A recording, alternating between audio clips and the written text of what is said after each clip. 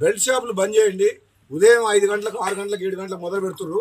పొద్దున్న తాగి ఎన్నో కుటుంబాలు నాశనం అవుతున్నాయి. ఎంతో మంది పిల్లలు ఏడుస్తున్నారు, తల్లిదండ్రులు ఏడుస్తున్నారు, భార్యలు ఏడుస్తున్నారు.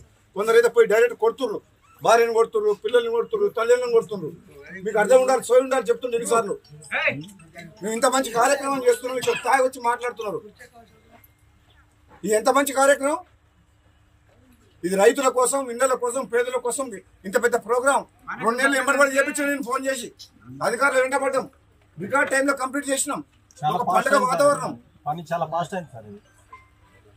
పై అధికారులతో మాట్లాడి రాత్రి మగలు నిమిషం ఖాళీగా లేకుండా మీ పనులు చేపిస్తున్నాం. కనీసం మీరు ఒక మాట ఊర్లో వాతావరణం మంచిగా పెడతారా లేదా? సభ్య సమాజం తల వంచుకునేటట్టు పొద్దున్నాక ఎక్కడ పడితే అక్కడ ఏది మాట్లాడుతున్నారో తెలుస్తలేదు. ఎంతమంది భార్య పిల్లలు ఏడుస్తున్నారు.